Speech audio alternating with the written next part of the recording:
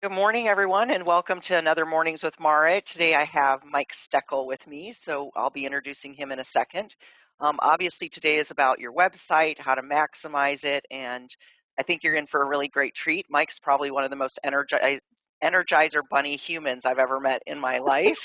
Um, and we haven't seen him for a while, so he's grown a beard since the last time we saw him. You guys wouldn't know Absolutely. that, but it's fun to see you, Mike. And let's jump right into a little bit of background on Mike. He actually works for a company called Mighty Citizen, and Mighty Citizen is actually the company that we used to overhaul our whole website this last year. And you guys know we launched that in February. So that thank you, Mike, for doing that. You guys did a great job. Mike's the director of the user experience at Mighty Citizen, and we're trying to get some fun facts out of him today. I thought one of the Not most easy. fun pieces is he has a dog named Bobby, which I love that. I think that's great. And three kids, and I asked him what the last trip he went on was, and he said Enchanted Rock, which I've never been, Mike. So tell us a little bit about it. Oh, you should totally go if you haven't been. It's not that far away. It's really this enormous rock that you can climb way up to the top of. It's kind of outside of Fredericksburg.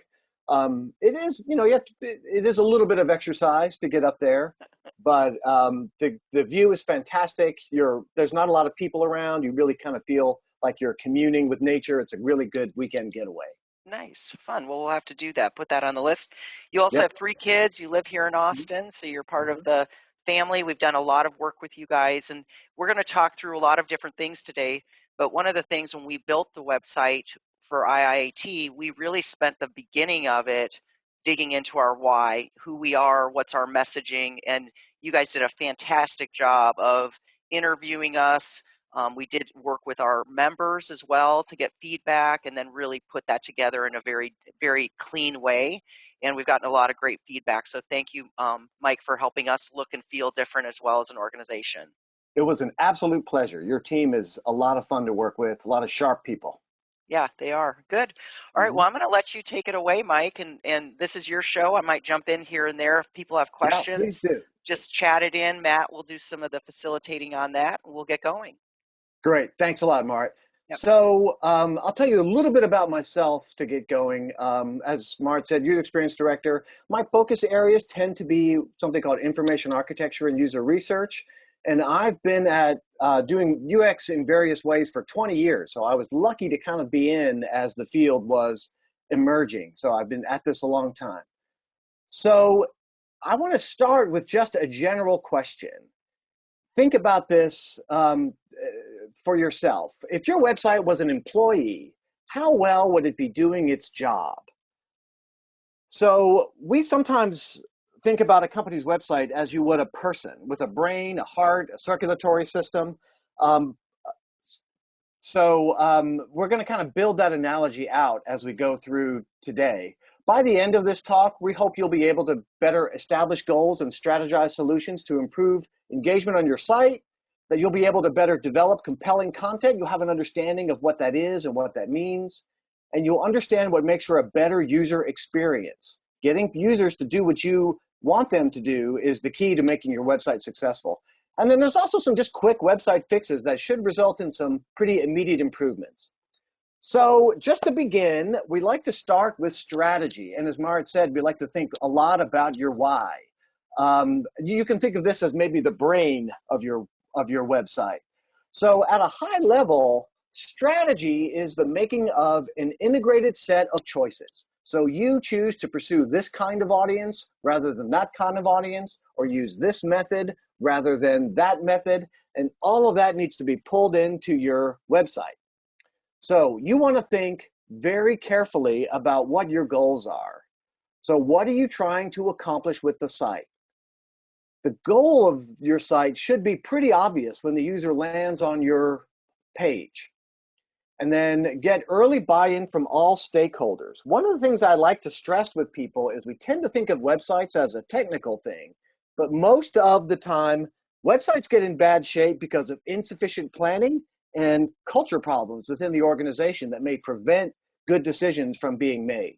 So think of it as not just a technical thing, but as a culture thing. And then you want to document your goals and how you'll measure them. So, like we said, think of your website as an employee with a job description. Its goals need to be pretty clear. You need to be reviewing it and making sure it's doing what you've decided it needs to do.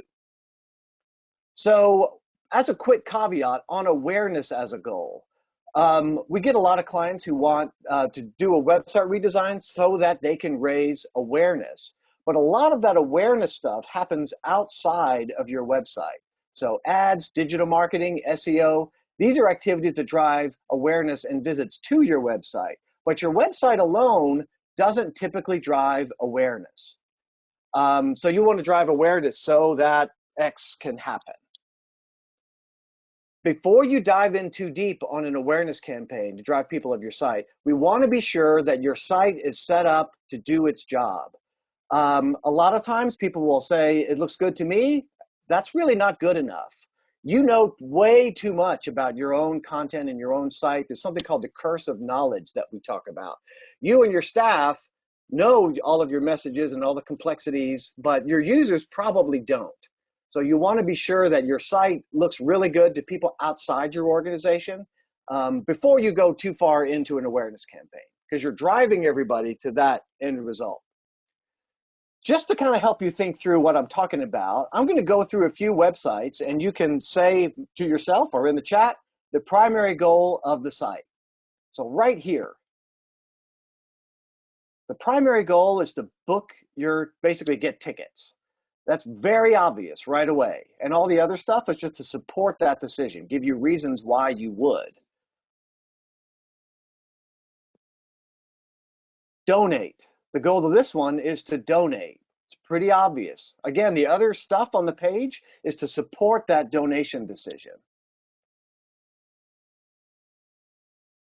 This one's a little more tricky. I would argue it's to pick one of those options on the right: auto, home, life, business, renters, and condo. And again, this Kiplinger's quote on the left is to support that decision. You're making the right decision. Now you just need to pick which option is right for you. This one's also a bit of a tricky one because structurally, Learn More is very visible and right there, but Learn More is not really compelling. So you want to be sure that not only is it obvious what your CTA is, but that it's interesting and that it's an action users want to take. So I would take Learn More, and what we typically would tell clients when they struggle with Learn More, and many do as a CTA, we would say, learn more about what? And then we lop off that front part of the sentence. That can kind of help you as a little tip to improve some of your CTAs and make them more actionable. What about this one? This one it's hard to know what they want you to do here. There's not a real clear call to action. But this one, it is. Again, you've got the quote, you've got the emotional appeal of the audience. We'll talk about that in a minute, and a little bit about why this is a good decision for you to make. So you want to have very clear goals for each page on your site. Your website think of it as a collection of goals overall, but also at the page level. So we really recommend that clients figure out what you're trying to accomplish with this page. Each page on your site needs its own goal, and that becomes the call to action for the page. What do you want that user to do when they're on the page? What action do you want them to take? There really should be one primary. You can have secondary, but one primary action. And this helps your organization get buy-in across your team, because everybody can see where their content fits into the larger whole. Sometimes everybody wants to shove things into the homepage because there's not a clear vision for how this department's context or content fits into the whole of the website. So that can help your organization think more clearly about all of the pages and how they fit together into a system. So every page needs a clear purpose with a clear action. This can also help you measure success. So if your primary action is to get a quote, are people clicking that quote button, or do they click somewhere else? If your primary action is something else, you can see, oh, are they clicking that action? Or do they click something in the header or something else? I would also, for each page, recommend that you think about who the audience is for the page. And then track these decisions on a spreadsheet that everybody in the organization can look at and see. And we usually recommend like 1 row per page. So this is a pretty simple action that you can take that you'll be amazed at how helpful this becomes when you're making decisions about what content goes where. So the tricky part is helping users navigate with ease. So we call this cognitive ease because we're kind of nerdy about psychology terms. Cognitive load is the opposite. When you look at a page and you're like, wow, my brain, you can feel your brain chugging away. And so success or failure often depends on the ease with which users can navigate through all the pages on your site. So your job as an organization is to sacrifice for the greater good by creating focus, by making that purpose for your page super clear. So you want to remove superfluous content so that that journey is clear. Mike, Yeah. just a quick question. Can you talk a little bit when we did this for our IIT website, Mhm. how we actually engaged people in helping our members and clients actually help us determine what the navigation is or should Yeah, be? I mean, we put a lot we of work into getting feedback, so it made we sense for did. people. IIAT has a lot of stuff on the website, on your website. And we did an exercise called card sorting, where we picked some tasks, some representative tasks, and we sent out, it's kind of like a survey to some members. Some of you may have participated in that. And then we just asked people, where would you go to find this? So we know what we think people would want to find, this topic under, but it's not always what the users think. Yeah. And so we had a real great time going through, oh, people would put this under this heading rather than the heading we expected. And that can really help you understand how people think about your content. It's not always what you think it is. Yeah, it was a great exercise and it was eye-opening for us too. I mean, there are some things that we have our own filters being internal, right? We look at things Right. a certain way. And so there were some very clear changes in design based on what people said that we would have never occurred to us to have categorized it in a different way. So that was a very helpful exercise. And I Oh, think good. what we did was we also then had people go and find certain things and they'd come back and say, well, I never found it, or it took, I think you even had time how long it took to get to that Yeah. page and stuff. So great exercise to have external people look at it, not just your internal people in the navigation. Exactly. The exercise is called card sorting. So just to be clear, remember that your coworkers reinforce certain worldviews with each other that tend to kind of solidify if you don't talk to users. And I would recommend you talk to users maybe every quarter, at least a little bit somehow. There's a lot of ways to do that. And maybe we can talk about that later. But getting that user feedback, and actually, this is a good tie in. Look at this page. I should say this organization has updated this page and have used this other times. But when you look at this, you can feel your eyes kind of shifting around a little bit from, it's not really clear what you're supposed to do. This is a page with high cognitive load. Now, the people who put this page out there probably thought this makes a lot of sense at the time because they were very familiar with all of this stuff. It all made sense to them because they live and breathe it every day. But as a user, we can look at this and we can feel that it's not real clear what we're supposed to do here. What do they want me to do when I land on this page? How different this is from the examples we looked at a few minutes ago, where it was real obvious what to do.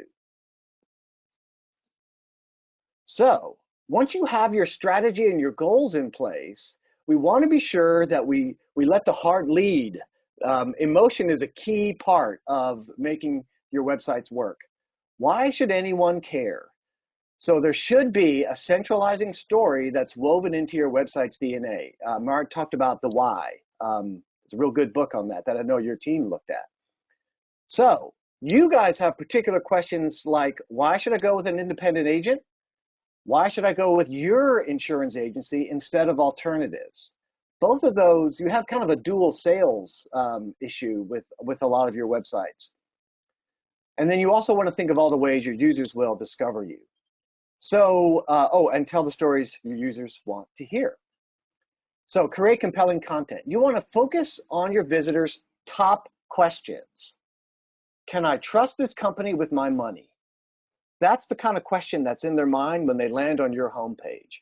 So things you can do to build that trust and to make the actions that you want them to take clear will help. Make that obvious when they land so that they're not thinking about all of the other stuff. They're just thinking about the action you want them to take.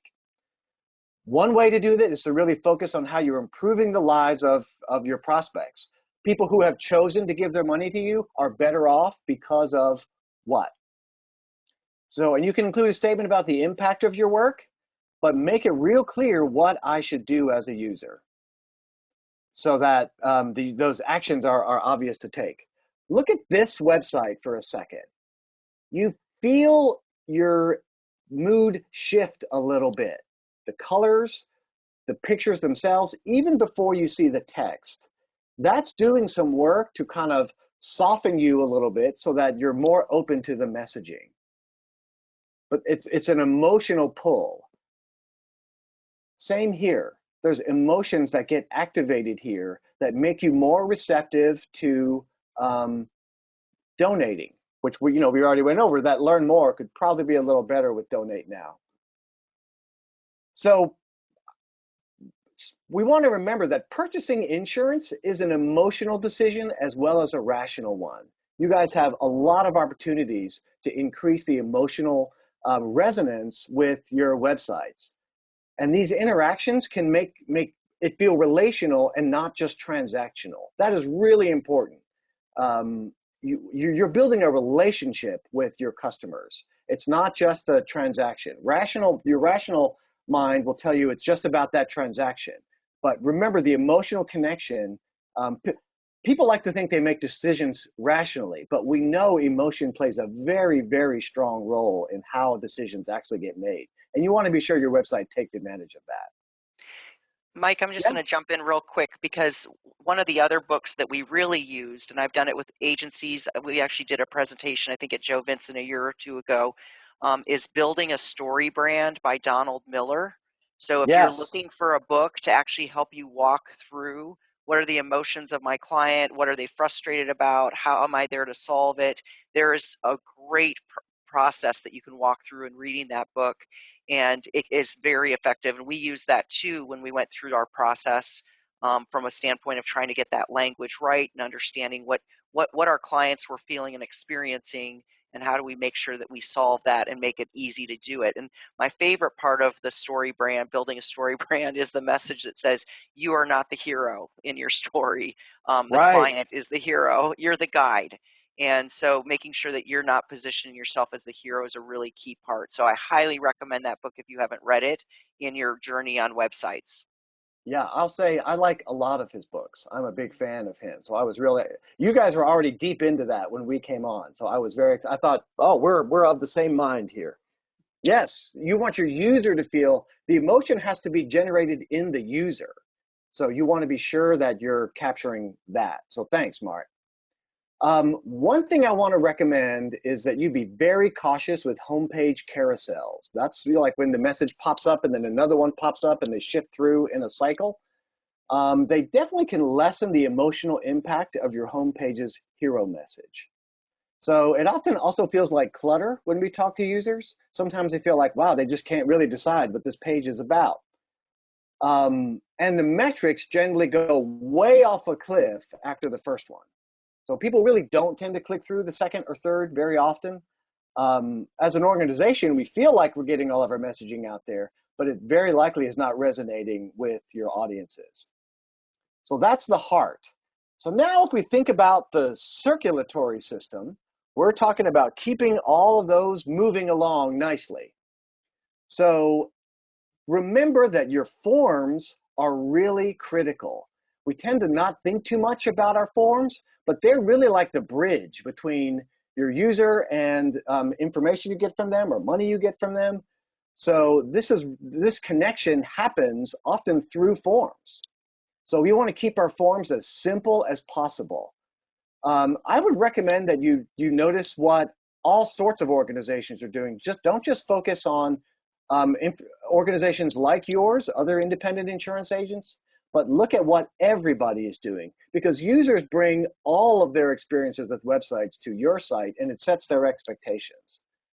Can And you, when you're, Mike, can yeah, you define forms for us real quickly? sure. Let me, like all of this kind of stuff where Okay. they fill out their information. Now, it can be small. A lot of insurance sites have, we'll look at these in a minute.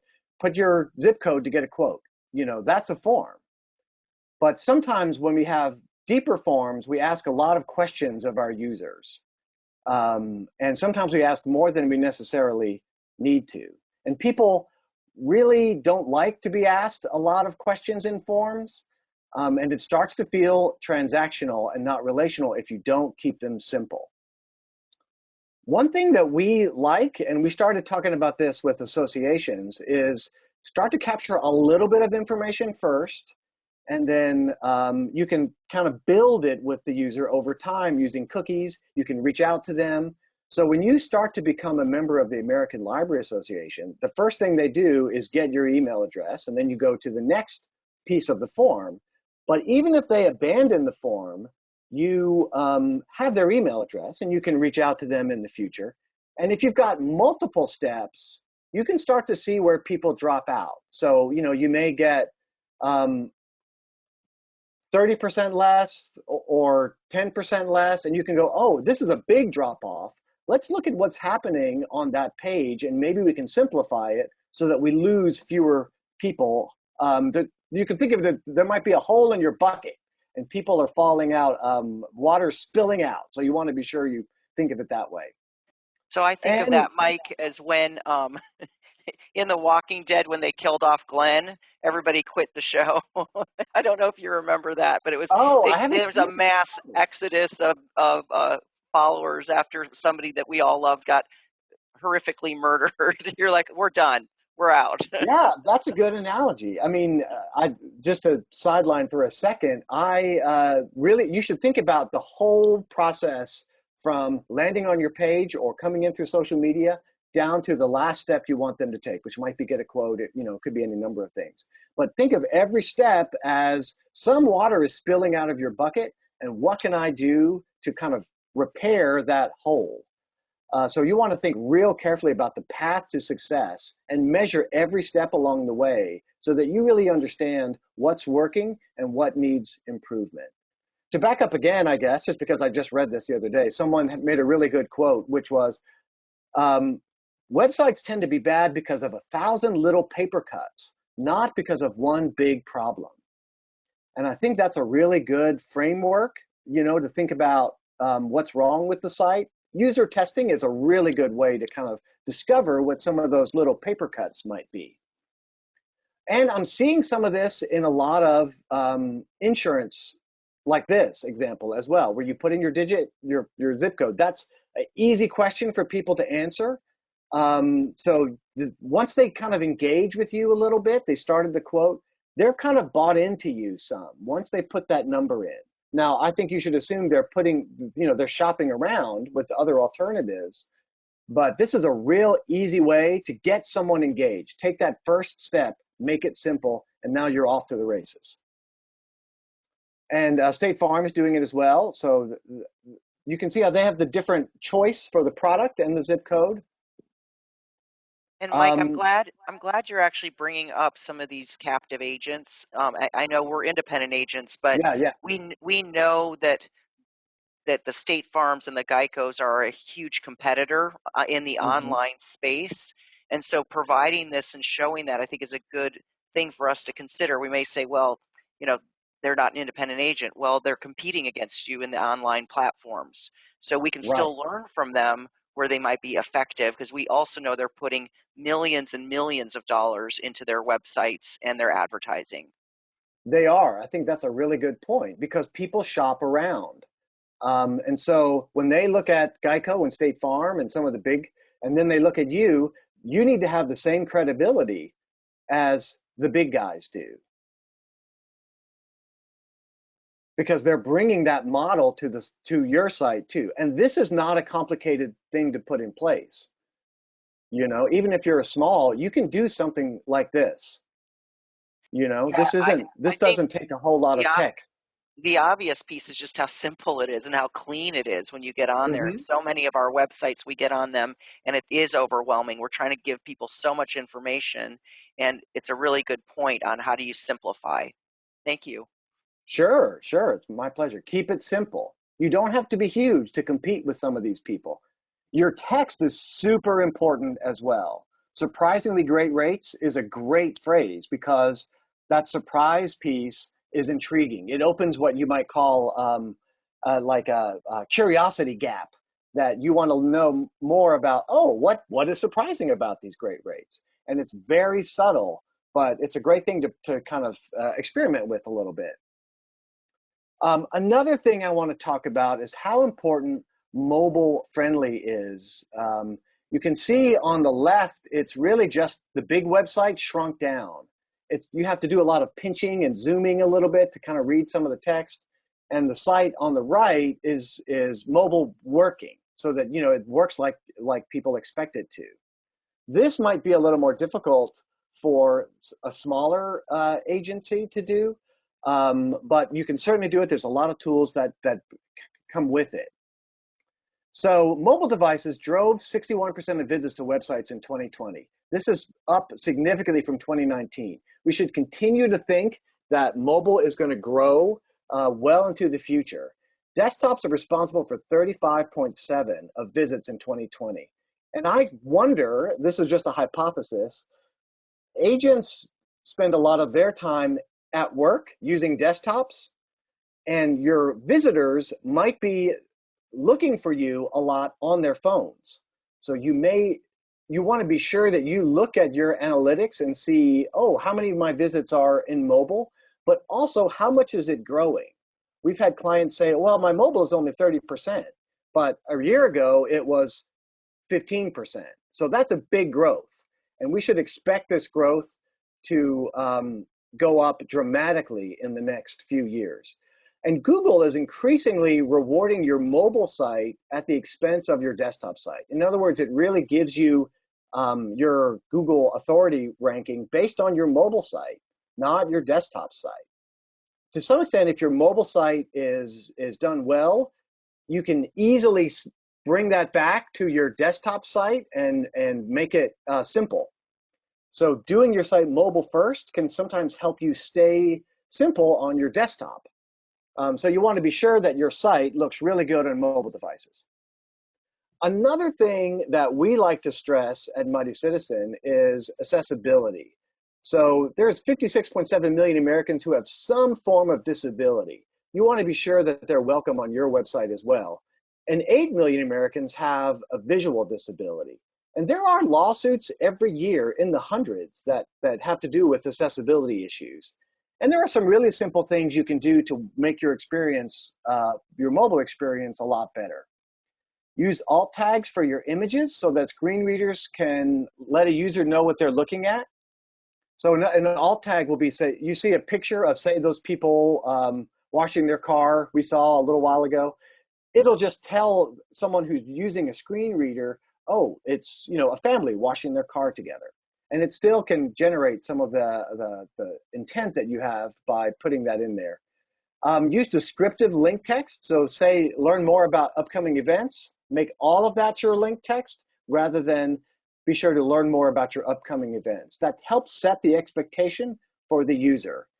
And there are color checkers out there like Accessible Colors. This is a product where you can check the visual contrast. A lot of accessibility problems have to do with, say, your text is on a background that is difficult for people with low vision or other kinds of vision. They may have trouble reading that. And there's real simple tools you can use to check if your website is accessibility friendly. Another thing that people often overlook is their thank you pages. So I've given you my information or I've given you my money. Make your thank you page feel, again, relational more than transactional. Sometimes we'll offer certain particular information here for people who are members or discounts or something maybe that people are surprised to see, but don't just make it like a receipt model because that tends to feel transactional. And, insurance is relational and it's emotional, and you want to be sure you take advantage of that every chance you get. It's a little thing that people often don't think about, but people tend to remember the last experience they had with you, and it makes a very good first impression. Speaking of first impressions, one of the things that is real simple is what I like to call the 5-second test. So we talked before about how we want to be sure that people can see right away what you want the user to do. So does your site pass the 5-second test? So what I often do is have someone sit down, show them a website, and then after 5 seconds, they tell me what they remember about that site. This is a great, easy way to see if you're getting your message across. So when I land on the page, can I remember what the website is all about? How should I interact with this organization? Is that clear? So let's look at a couple. And I'm going to do the 5-second test. And you can just put it in the chat or shout it out loud to yourself if you want.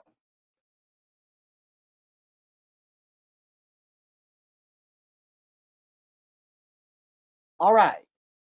That was about 5 seconds. Think to yourself, what do you remember about that website? Who does that organization serve? Was that clear? That really should be. Why should I join? That was an association. They have reasons on there why you should join, but I would argue they're not right away clear, in your face. Here's another one.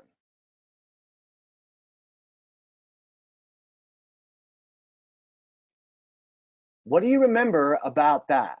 I should say this is a site Mighty Citizen worked on. Who does the organization serve?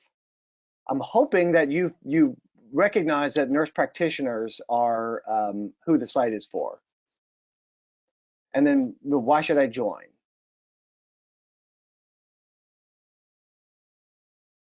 This is the last one. So what do you remember about that one? Who do they serve? And there was a big section about what the benefits are. Do you remember what they were? One of them is resources, which I would argue is not super specific. So as you can see, this is a real simple way to get someone outside of your organization to say, oh, what I used to do physically is I would get a file folder and cover the page and then pull the folder away for 5 seconds, then recover it and ask them to write down everything they remember. And if they say back the purpose that you put on your spreadsheet that we talked about a little while ago, then you're in good shape.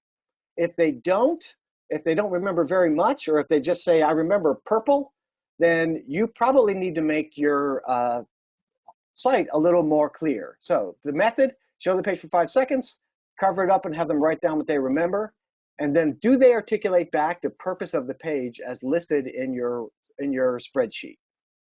This is a real simple test that tell you how well you're doing, and it'll work for any page on your site. It doesn't just have to be the home page. One of the other bits of advice we almost always give clients is shorter paragraph, more titles or headings. So chunk your website out, assume people skim over it rather than read it like they would a book. A lot of times we're creating websites with an assumption that people read every word from top to bottom. But we know from our own experience that we tend to just kind of skim around a website looking at headings, or we might have certain words that we're hoping to see. But we want to structure the site so that people can skim around rather than read each word. Some other quick and easy updates you might make phone numbers tappable on mobile. We're often surprised how often people don't do that. You can tap it right there, and then you can call them directly. Powerful professional images. We also often say if you did nothing but change your images, it will make a dramatic improvement to your website. We all know stock images don't work the magic that we hope that they will. I would say on the one hand, they're getting better, but on the other hand, getting real images that show your story can do a world of good if you change nothing else but that. Move social icons to the footer unless social is a huge part of your strategy. Um, Often they sort of feel cluttery, and it's my belief that increasingly people know it's become like a standard that at least the social icons are going to be in the footer. So if I'm looking for them, I know where they are, and they're not cluttering up stuff up top. We talked about simplifying your forms. You don't have to have Mr. or Miss or some of those things on there. And improve your thank you page. We talked about that, and improving your accessibility. So, summing it all up, start with your strategy. What are your goals? Get buy-in from your stakeholders and think about how you're going to measure success all along the way. Let the heart lead. People don't take action unless you give them a reason to care. Insurance is an emotional decision. Well, we want to be sure that we don't forget that when we're putting together our pages. And then there's a lot we need to do to keep it moving.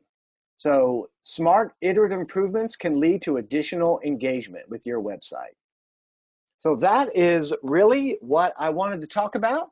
Are there any questions that people have? Or Mark, do you have anything else? Yeah, I've got a couple things that I'd love for you to talk about for a minute. One is readability, and there's a site that we were using. I think we talked about what age group or what grade level you should be Mm-hmm. writing your material for, because when you go look at it and sometimes check it out, you realize you're writing at too high a level. Can you talk a Yes. little bit about that and maybe a site that people can use to go check what the readability Oh, is? I can find. I um, think I know it. If you talk, I'll find the I don't site. quite remember what the website is offhand that we use. I always have to go look that up.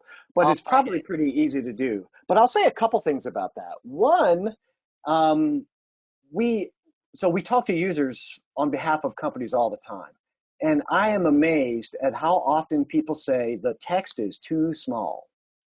That's one part of readability. That I know that's not what's behind your question, but it reminded me to kind of reiterate that. Mhm. You probably want your text to be pretty large because that helps with the readability.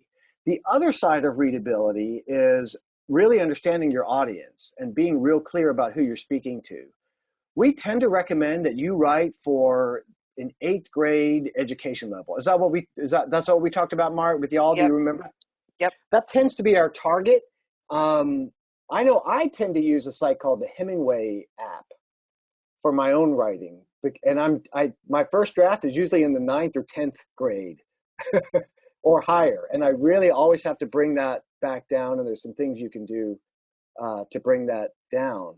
But Yeah, I will say I was pretty religious when I was writing content to then copy it, take it over to the website, drop it in, get the score, and then I'd look at it and find words that you could just simplify the words down. It didn't have to be mhm, so abstract or, a lot of big words that are just unnecessary when you can clean it up. It right, was a and very helpful exercise. it often tends to go higher up because you're using words that you and your organization are familiar with, but your users are not. So it Yep, keeps coming back to that. yep. Um, that it's a great way to simplify your content, and it means that your users understand you more quickly than they otherwise would. Yep. So they understand your sentence fast, and that's what you want because it feels easy to work with you. Yeah, the other thing that you guys did for us, which was really helpful, is you actually gave us writing lessons, which sounds a little funny at this age in our lives, but really going out there and finding some good content to help you think about writing. How do you clean it up? How do you remove duplicate words? How do I think even one of the things that, and I can't remember who the gentleman was that did the training, but he was like, write your first draft and then try and cut it in half. Um, you Yeah, know, Andrew. that's Yep. that's really the rule. So you're not putting what you would normally say. You're really, and it's funny. He did that exercise with us, and I still now when I do emails to people, I'll go back and read it and go, yeah, I don't need to have all those extra words in there. I can clean it out. So really powerful to do some extra lessons on writing. And then the other piece I just want to comment on is the style of writing. So you guys were very purposeful with us to figure out what our brand was, how we wanted to sound, what our style was, and then you wrote content and then we tried to mimic it. So when you go from one page to the next, it feels like the same person wrote the content versus you're on one page and it sounds like, a graduate level person and the next one's like fifth grade and you're like, obviously they don't have a style that they're using. Can you just talk about that for a second? Sure. Writing for the web is really like its own kind of art form. There's a lot of writing about how to write effective emails and how to write effective, memos to your organization. Writing for the web is its own kind of context that it does take some practice. We talked a little while ago about headings and how to use those. People tend to skim over headings, and then when they see a heading that looks like what they're looking for, then they'll read what's under that. So you want to be sure that you're keeping your writing simple, but also, writing in, think of it as little chunks. Like your web page is a bunch of like little mini sections that you keep their interest, say in 5-second increments. I see something interesting, I hang on for 5 seconds. I see something else interesting, I hang on for another 5 seconds. Once I start hitting where I go over 5 seconds without seeing something interesting, I start to lose my engagement with you. So one question clients will often ask is, do people scroll? And really the answer is they'll scroll if you keep them interested, and they'll drop when they don't either see anything interesting now or have some hope that there's something more interesting further down the page. Yep. Good. And the last comment I'll say is one of my favorite exercises you put us through is to ask us what kind of car we would be. Um, do you remember doing that where you asked us, I or do you do. want to, can you talk a little bit about why you did that and how that helped us? Sure. There's a lot of reasons that we do that. So what we tend to ask, what actor, if your site was an actor, who would it be? And if it was a car, who would it be? And the reason that that's questions that we sometimes like, or it helps put focus and on your tone and like your organization's perception of itself. But it also surfaces differences among your staff. So some people might think, oh, we're kind of a Tesla. And some people might think, oh, we're kind of a Ford F-150. Those are two really different sites, if you think about it. And to surface that early means that we still have some work to do in telling your story. Because there might be parts of your site that are Tesla and parts that are F-150. But we want to be sure we're real intentional about how you how we be sure that your message maps with what you want to be. And that can surface some of those issues early. Great. Good.